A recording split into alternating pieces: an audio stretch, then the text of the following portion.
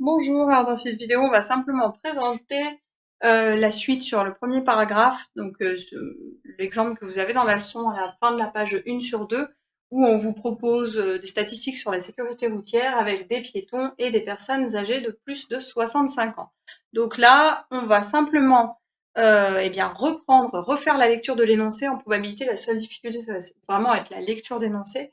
Et je vous ai donné donc P, l'événement, la personne est un piéton, et A, la personne est âgée de plus de 65 ans. Ça, c'est important de bien partir au départ là avec quelque chose comme ça, parce que sinon on galère à écrire, donc il faut vraiment avoir des choses assez précises. Donc là, je sais, P, c'est la personne est un piéton, A, la personne est âgée de plus de 65 ans, et comme ça, on est tranquille.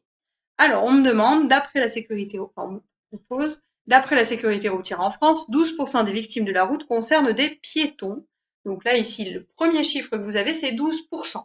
Donc 12%, c'est quoi? C'est à chaque fois des piétons. Donc on me dit que 12% des victimes sont des piétons. Donc là, vu qu'on va uniquement regarder l'univers des victimes de la route, eh bien, on va pouvoir simplement constater qu'avec l'énoncé, on nous donne la probabilité de l'événement P est égal à 12%, donc 0,12. D'accord? C'est donné dans l'énoncé, je l'ai repéré, vite, je l'écris. Alors après, ce qu'on me dit, c'est que 12% des victimes de la route concernent des piétons, dont, alors là, le petit mot dont, il est vraiment important. Ça veut dire que c'est parmi les piétons. D'accord? On s'en moque des autres, c'est uniquement parmi les piétons. Dont 51% sont âgés de 65 ans ou plus. Donc là, ça va être une probabilité d'être âgé. D'accord? C'est la probabilité d'être âgé, mais pas toutes les personnes âgées. Il pourrait y avoir d'autres personnes qui sont en voiture, qui sont peu importe, qui sont à vélo, là qui sont des personnes âgées, mais moi c'est uniquement les personnes âgées parmi les piétons. Donc là, le petit symbole qu'on va mettre, c'est ce qu'on a vu juste avant, c'est la probabilité d'être âgé, sachant que cette personne est un piéton parce qu'on a mis dont, c'est-à-dire parmi les piétons. Et cette probabilité, elle est de 51%, donc 0,51. Alors au passage, jamais de pourcentage sur les probabilités, vous mettez vraiment des nombres à virgule entre 0 et 1 et c'est tout. Et on me demande, donc la question, là j'ai tout, hein, j'ai rien d'autre dans l'énoncé, il n'y a absolument rien d'autre, on est bloqué.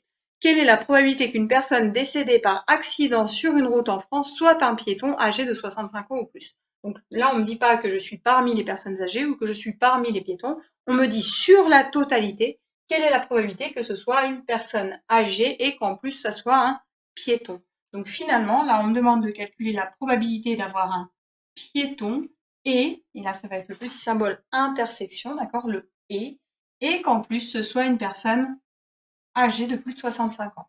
Donc là, on reprend un petit peu la formule qu'on a juste au-dessus, qui est écrite juste au-dessus dans la conséquence. J'ai la probabilité d'avoir un piéton, donc là ici, la probabilité d'avoir un piéton, qui multiplie, donc là c'est parmi les piétons, après je prends la probabilité d'avoir une personne âgée parmi les piétons, d'accord? Donc j'ai 12% qui sont des piétons, et en plus j'ai 51% de ces piétons. Là, c'est quelque chose que vous faisiez aussi avec les pourcentages.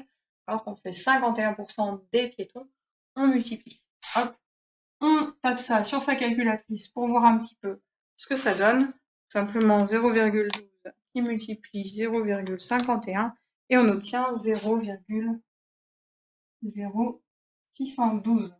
Donc là, ici, ça veut dire qu'en gros, j'ai à peu près 6% des accidents c'est pas des accidents de la route, c'est des victimes de la route qui sont des piétons des piétons âgés de plus de 65 ans. Voilà. Alors, représentation sur un arbre pondéré. On va continuer sur la leçon directement. Si vous retenez cet arbre, en gros, vous avez retenu la majorité du paragraphe 1. Il y a presque rien de plus à savoir faire, donc c'est vraiment, vraiment important de bien comprendre cet arbre. Voilà, celui-là, à la limite, vous l'encadrez, vous le fuyotez, c'est vraiment super important. Alors, votre arbre, vous avez en général un premier événement. Donc là, ici, il s'appelle A, mais il pourrait s'appeler n'importe comment. Donc là, j'ai un événement A, son événement contraire, c'est donc l'événement A bar. Alors, on va rajouter les probabilités dessus. Donc là, la probabilité de l'événement A, on va la noter P de A. Alors là, ici, sur la branche du A bar, ça va être P de A bar. Mais comment je calcule P de A bar, vu que c'est l'événement contraire? On va calculer en faisant 1 moins P de A. D'accord? Si je vous mets des nombres, en général, vous n'avez pas trop de difficultés. Là, si je mets 0,2 sur cette branche, bah, là, vous allez mettre 0,8, le complémentaire, pour arriver à 1. Ça, c'est quelque chose d'assez facile. Une fois que j'ai fait mon événement A, j'observe ensuite un événement B. Donc là, ici, événement B, puis là, l'événement donc B bar. Là, l'événement B, et là, l'événement B bar. Donc là, finalement, après, qu'est-ce que j'ai? Eh bien, on fait vraiment attention, ça n'est pas P de B que je vais avoir sur cette branche. Hein. Là, sinon, je me retrouve avec P de B ici aussi. Et c'est pas forcément la même probabilité. Là, ça va être la probabilité de B, sachant que j'ai déjà réalisé l'événement A. D'accord? Par exemple, là, ici, si c'était piéton puis personne âgée, bah, les personnes âgées, là, c'est parmi les piétons. Alors qu'ici, c'était les personnes âgées parmi tous les autres accidents de la route. Donc là, ici, je vais pouvoir mettre que c'est la probabilité de B, oui, mais sachant que l'événement A est déjà réalisé. Donc P de B, sachant A. Ce qui fait que juste en dessous, là, pour calculer, bah, je peux faire 1 moins ça. Sinon, je peux aussi écrire que c'est P de B bar, sachant A. Donc le sachant que se met vraiment en indice devant. Là, ici, je vous laisse essayer de le faire tout seul, si vous avez compris. Là, vous allez avoir donc P de B, sachant A bar. Donc là, la probabilité de l'événement B et en indice l'événement A bar. Et là ici, je vais avoir l'événement P de B bar, sachant A bar. Voilà. Alors pourquoi est-ce que vous avez à peu près toute la leçon là ici avec cet arbre là? Eh bien déjà parce que vous avez les probabilités conditionnelles là qui apparaissent et qu'en plus de ça, vous allez pouvoir rajouter ça, vous allez pouvoir le voir assez rapidement. Si je surligne là cette branche, moi je vous conseille vraiment de le faire. Hop, là, la branche du haut. J'aurais pu faire avec n'importe laquelle. Là, ici, si je fais ce chemin-là complet, qu'est-ce que j'ai? J'ai l'événement A et l'événement B. Donc là, qu'est-ce que j'ai à la fin? J'obtiens P de A inter B. Si je multiplie ces deux branches, j'obtiens la probabilité de l'intersection. J'ai réalisé l'événement A et l'événement B. Là, je vais avoir l'événement A inter B bar ici. Là, A bar inter B et là, A bar inter B bar. Des choses que vous savez faire quand vous avez un contexte. Donc là, ça change rien. Événement A, puis événement B, donc A inter B. Comment est-ce que je calcule cette probabilité? Normalement, c'est pareil, vous l'avez vu en seconde, je multiplie. Donc là, j'obtiens un P de A qui multiplie P de B sachant A, et ça donne quoi? Ça donne P de A inter B. Donc là, on retrouve vraiment la formule que vous aviez juste au-dessus. Donc si vous avez compris cet arbre, cette formule, elle est assez facile à retenir. Alors même chose, comment est-ce que je trouve juste cette petite branche-là, la P de B sachant A? Bah, c'est la totalité divisée par cette première branche ici. D'accord? Donc là, on retrouve vraiment exactement la propriété du dessus. Alors ce qui vous est écrit juste au-dessus, c'est que P de B sachant A plus P de B bar sachant A, des sachant A, donc celle-ci plus celle-ci, ça fait 1. Mais en même temps, vous avez appris aussi en seconde que toutes les branches issues d'un même nœud, à chaque fois quand on ajoute les probabilités, ça donne 1, donc il n'y a pas de difficulté, il n'y a pas de propriété supplémentaire. Et la probabilité d'un événement correspondant à un chemin est égale au produit. C'est ce que je vous ai dit là ici, pour faire le chemin vert, bah, simplement vous faites ça qui multiplie ça, et vous obtenez la probabilité de l'intersection qui est là. D'accord? Donc c'est vraiment quelque chose d'assez simple, il n'y a pas de difficulté. Les exercices correspondants 2, 6, 8, 10, 12 que vous pouvez faire et je vous donnerai une correction. Juste en dessous, vous avez une définition. On dit que deux événements A et B sont indépendants si jamais la probabilité de l'intersection, ça là ici, qui arrive ici, c'est P de A fois P de B. Ce qui voudrait dire que là, le sachant que, en fait, il sert à rien. Uniquement dans le cas des événements indépendants. Hein. Attention, la majorité des cas, c'est pas vrai. Hein. Mais si vos événements sont indépendants, alors bah, c'est simplement P de A fois P de B. Et ici, en fait, ce sera exactement le même.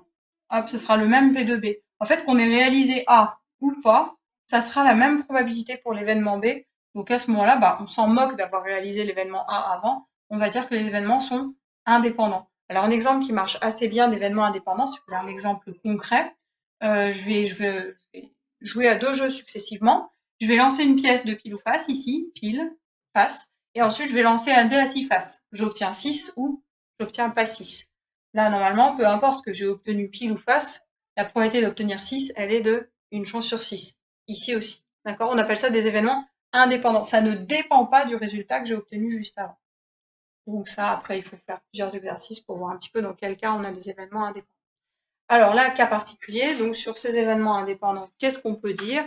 On a P de A inter B, donc là je vais remettre l'arbre général, vous ne le modifiez pas, c'est bien avec sachant A et ici sachant A bar.